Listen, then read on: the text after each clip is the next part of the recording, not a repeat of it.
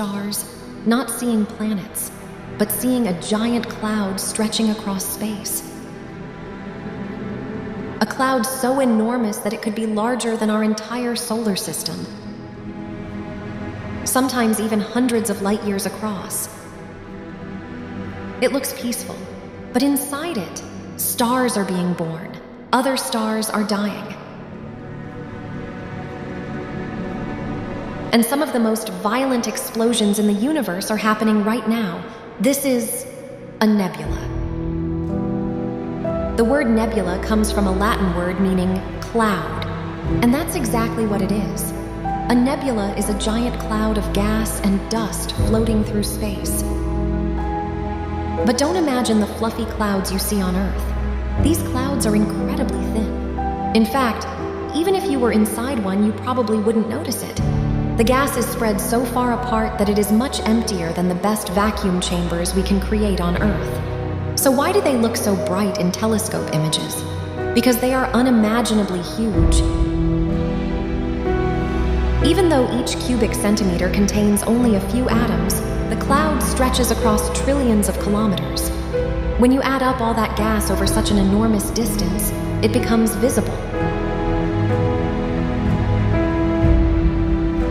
So, what are these clouds actually made of? About 90% is hydrogen. Most of the rest is helium. Mixed within it are tiny amounts of heavier elements like oxygen, carbon, nitrogen, silicon, iron, and many others.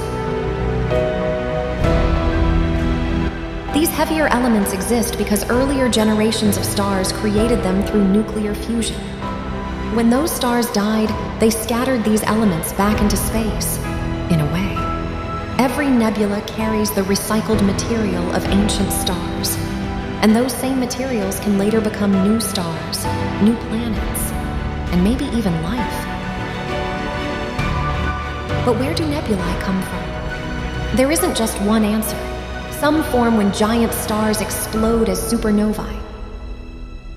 The explosion throws enormous amounts of gas into space, creating expanding clouds. Others are simply leftover material that never became part of a star during the formation of a galaxy. Gravity slowly gathers these clouds together over millions of years. Either way, nebulae become some of the most important places in the universe, because they are where stars begin. Imagine a cloud containing enough gas to make thousands of suns. At first, nothing seems to happen, but gravity never sleeps. Very slowly, it pulls the gas together. As the cloud becomes denser, its gravity grows stronger. It attracts even more material. The center becomes hotter and hotter, until temperatures reach millions of degrees. Then something incredible happens. Hydrogen atoms begin fusing into helium. A new star is born. This entire process can take millions of years. Our own sun formed this way about 4.6 billion years ago. Which means the solar system was once inside a nebula too. As a newborn star begins shining, it changes everything around it. Its intense ultraviolet light excites nearby hydrogen atoms. When those atoms return to lower energy levels, they release light. That glowing light is why many nebulae appear pink or red in photographs. These are called emission nebulae because they emit their own visible light.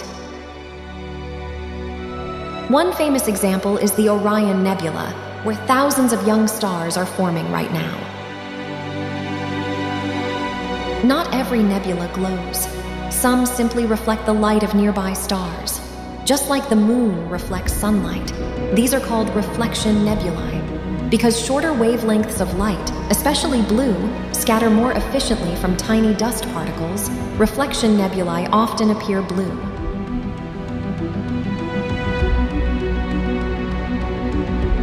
Then there are nebulae that seem completely dark, not because nothing is there, but because thick clouds of dust block the light behind them. These are called dark nebulae. Imagine holding your hand in front of a flashlight. Your hand doesn't produce darkness, it blocks the light.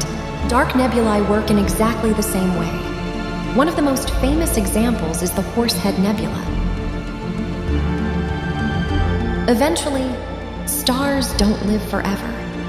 When a star like our sun reaches the end of its life, it expands into a red giant. Later, it gently sheds its outer layers into space.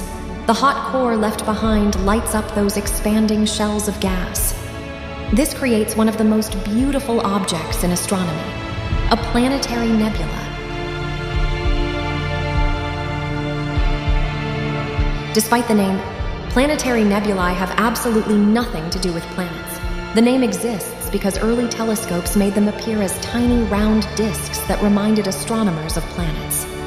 Today we know they are the final glowing layers of dying sun-like stars.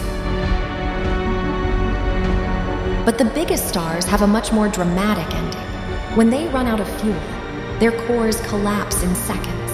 Then comes an enormous explosion called a supernova. For a short time, one exploding star can outshine an entire galaxy. The expanding cloud left behind becomes a supernova remnant. One of the most famous examples is the Crab Nebula. Even today, it is still expanding after the explosion observed from Earth in the year 1054.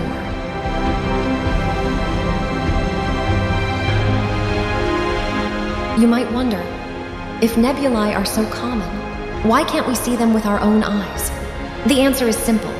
Most are incredibly faint. Our eyes don't collect enough light. Professional telescopes solve this by collecting light for minutes or even hours. Many famous images are also assigned colors that help scientists study different gases. These colors reveal information about temperature, chemical composition, and physical processes. They are not fake. They are scientific visualizations built from real data. Here's something even more fascinating. Everything around you, your bones, your blood, your phone, the air you breathe, and the calcium in your teeth, the oxygen in your lungs, the iron in your blood. Every one of those atoms was created inside stars that lived billions of years ago. When those stars died, they enriched nebulae with heavier elements. Later, new stars and planets formed from that material, including Earth. So in a very real scientific sense, we are made from the recycled remains of ancient stars. The next time you see a picture of a nebula, don't think of it as just a colorful cloud. Think of it as a cosmic factory, a place where stars are born, where stars die, where planets begin, and where the ingredients for future life are slowly being prepared. A nebula isn't just part of the universe. It's one of the reasons the universe looks the way it does. And without nebulae, none of us would be here.